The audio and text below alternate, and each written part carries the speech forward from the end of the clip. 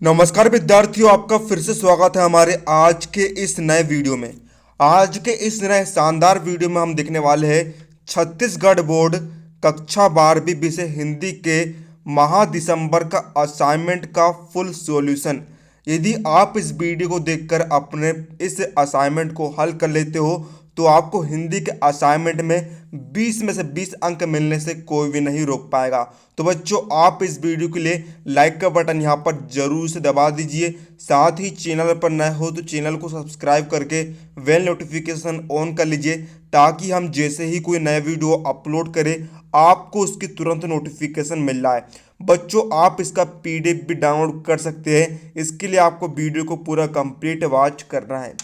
तो बच्चों, आइए हम वीडियो को बिना किसी देरी के यहाँ पर शुरू कर लेते हैं। देखिए, प्रश्न क्रमांक 1 आपको दिया है, समाचार माध्यमों में काम करने वाले पत्रकार कितने प्रकार के होते हैं, संक्षेप में समझाकर लिखिए। है ना बच्चों, आपको यहाँ पर करना क्या बच्चों, जो पत्रकार होते हैं वह कितने कितने प्रकार के होते हैं उनके बारे में आपको जो है संक्षेप में समझाकर आपको लिखना है। तो बच्चों, इसका उत्तर आप लिखेंगे, हेडिंग आप डालेंगे पत्रकारिता के प्रकार या फिर पत्रकार के प्रकार आप यहाँ पर लिख लेंगे। तो बच्चों, सबसे पहले हम जो है यहाँ पर सारी पत्रकारिता के प्रकारों के नाम लिख देते हैं, फिर हम उनका जो है डिटेल में यहाँ पर वर्णन कर देंगे। तो बच्चों देखिए, पहला है यहाँ पर खेल पत्रकार, दूसरा मनोरंजन क्षेत्र के पत्रकार, तीसरा आर्थिक पत्रकार, चौथा अपराध पत्रकार, पांचवा शिक्षा और विज्ञान पत्रकार, अगला पेज 3 पत्रकार, अगला बाज डॉग पत्रकार, अगला वैकल्पिक पत्रकार। तो बच्चों, इस प्रकार जो हमने यहाँ पर नाम लिख दिए हैं। अब हम यहाँ पर करेंगे क्या बच्चों, यहाँ पर जो है हम बारी बारी से सबका वर्णन यहाँ पर कर देंगे संक्षेप में। तो बच्चों देखिए, पहला है हमारे पास खोजी पत्रकार। आप इसकी हेडिंग डाल लेंगे। अंदर हम यहाँ पर लिखते हैं, खोजी पत्रकार अपने कार्य में निपुण होते हैं। यह वह पत्रकार होते हैं जो किसी एक मामले की पूरी तरह से जांच और छानबीन करते हैं और सच्चाई लोगों के सामने रखते हैं। खोजी पत्रकार ने सरकारों के भ्रष्टाचार से जुड़े मामलों को उजागर करने में अग्रणी कार्य किया है। अगला बच्चों हम यहाँ पर लिखते हैं खेल पत्रकार। भारत में क्रिकेट के प्रति लोगों के लगाव को कोई नज़रअंदाज नहीं कर सकता है। भारत में लोग क्रिकेट से जुड़ी खबरें लोग प्रत्येक दिन पढ़ते हैं और ध्यान भी रखते हैं। अंतः खेल समाचार व्यवसाय की प्रमुख शाखा है। खेल से जुड़ी खबरें खेल पत्रकारों द्वारा लिखी और प्रकाशित की जाती है। अगला हम यहाँ पर देखेंगे मनोरंजन क्षेत्र के पत्रकार। सप्ताह में 1 या 2 दिन आपको मुख्य अखबार के साथ अन्य मनोरंजन पत्र भी मिलता है ना बच्चों। आपने देखा होगा, जैसे कि दैनिक भास्कर का आप उदाहरण ले लीजिए। वे जो है बच्चों आपको शनिवार के दिन जो है बॉलीवुड से जुड़ी हुई तमाम आपको खबरें दिखाता है। इसे हम मनोरंजन के क्षेत्र में गिन सकते हैं। इस पत्र में मनोरंजन की दुनिया से जुड़े रोचक तथ्य और खबरें पढ़ने को मिलती है। मनोरंजन पत्र में लिखी खबरें मनोरंजन पत्रकार लिखते हैं। अगला हम यहाँ पर देखेंगे आर्थिक पत्रकार। जैसा कि हम टेलीविज़न पर देखते हैं, रोज सेंसेक्स और मार्केट ऊपर और नीचे जाता है। आपने टेलीविज़न पर देखा होगा कि कुछ चैनल सिर्फ शेयर बाजार और व्यवसाय की ही खबरें प्रकाशित करते हैं, है ना बच्चों। आर्थिक बातें यहाँ पर करते हैं, तो बच्चों हम उससे जो है आर्थिक पत्रकार हम यहाँ पर कहते हैं। अगला है बच्चों अपराध पत्रकार। नाम से स्पष्ट है बच्चों, ऐसे पत्रकार जो अपराध की खबरें लिखते हैं। तो देखिए, समाज में आपराधिक घटनाओं को उजागर करने में अपराध पत्रकार की भूमिका होती है। अपराध पत्रकार अपराध से जुड़े मामलों पर शोध करते हैं तथा सच्चाई को लोगों के सामने रखते हैं।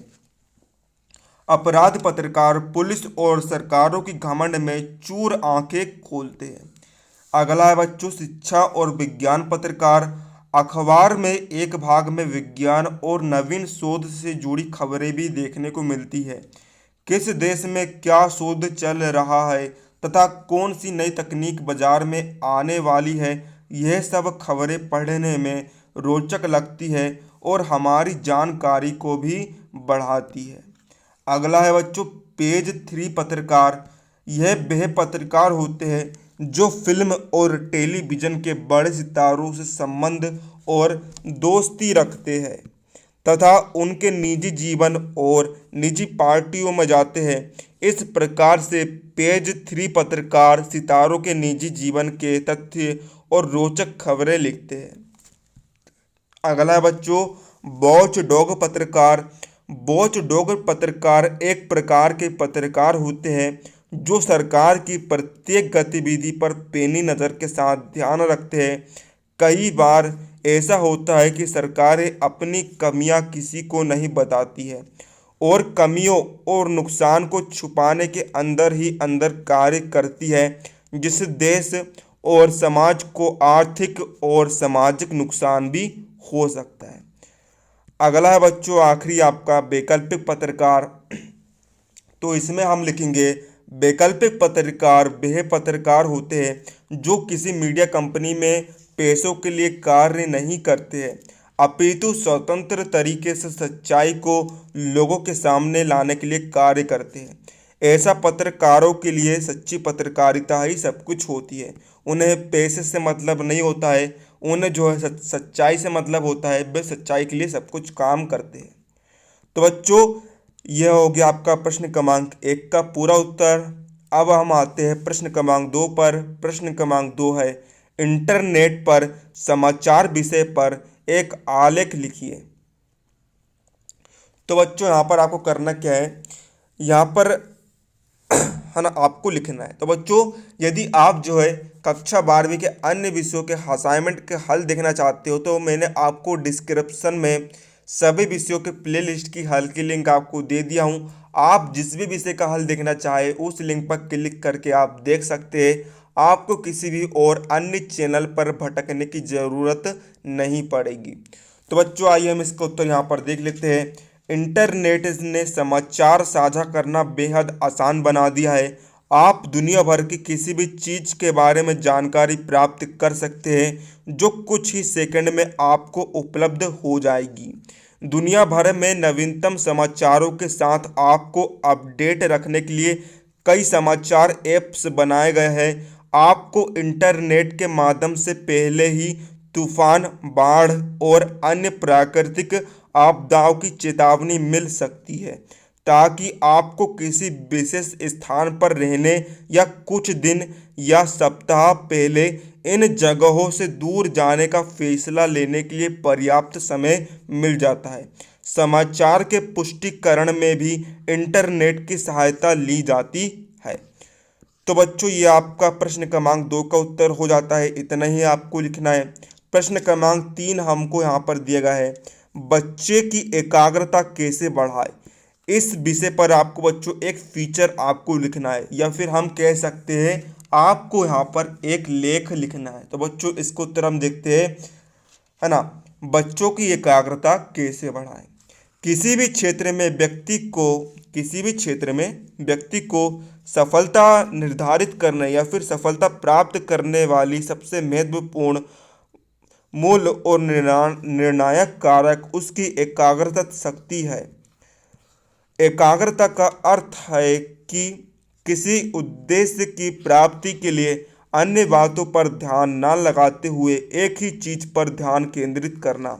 बच्चों की मासूमियत और चंचलता हम सभी को लुभाती है, लेकिन जब यह उनकी एकाग्रता में बाधा बन जाए तो यह मुश्किल पैदा कर सकती है।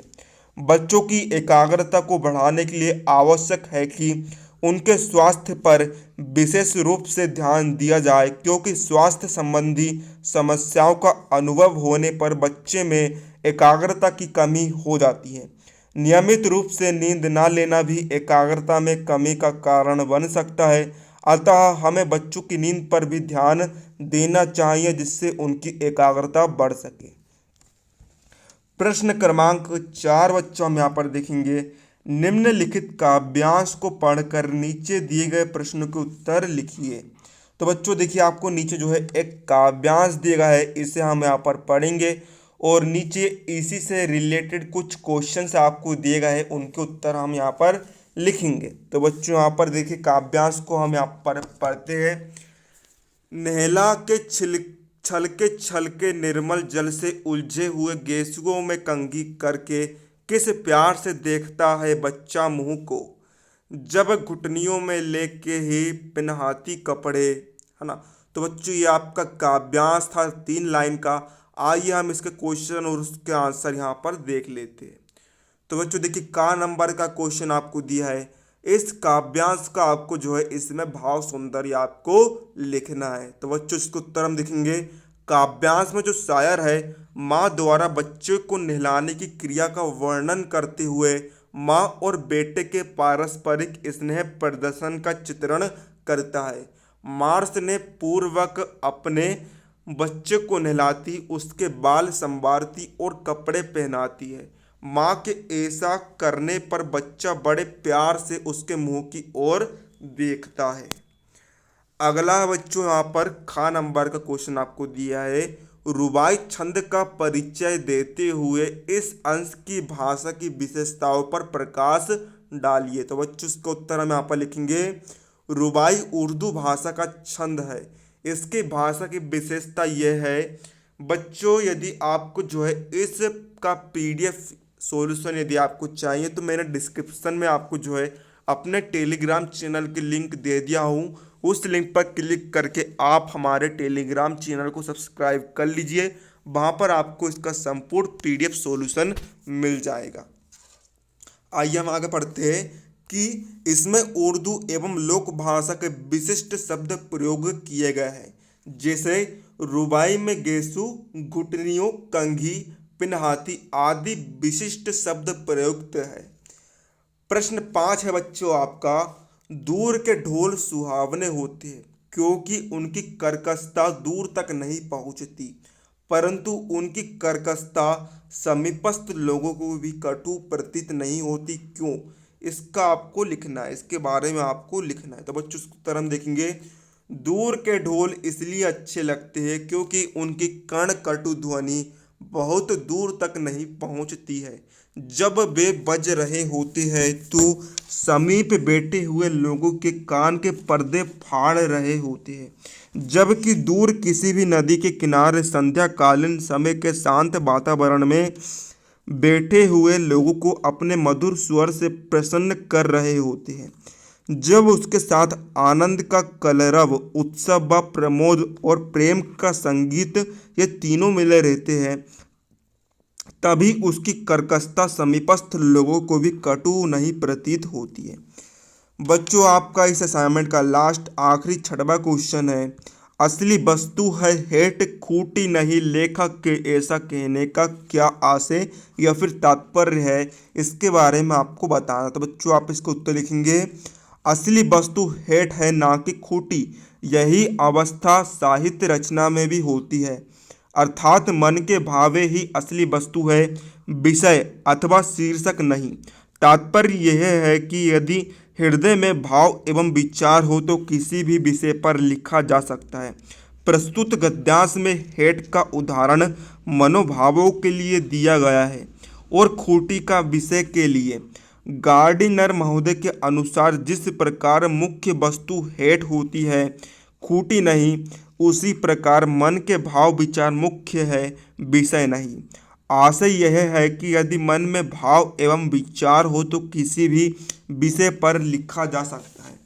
विशेष मानसिक स्थिति में व्यक्ति के मन में उमंग उठती है, हृदय में स्फूर्ति आती है और मस्तिष्क में कुछ ऐसा आवेग उत्पन्न होता है कि व्यक्ति उसे अभिव्यक्ति देने के लिए लिखने बैठ जाता है। मनोभावों को व्यक्त करने के लिए उपयुक्त विषय की आवश्यकता होती है। तो बच्चों ये था आपका छत्तीसगढ़ बोर्ड कक्षा 12वीं विषय हिंदी के असाइनमेंट का फुल सॉल्यूशन। उम्मीद है आपको वीडियो हेल्पफुल लगा तो वीडियो को लाइक कर देना। चैनल पर नए हो तो चैनल को सब्सक्राइब करके बेल नोटिफिकेशन ऑन कर लेना। मिलते हैं अगले किसी नए वीडियो में, तब तक के लिए जय हिंद जय भारत।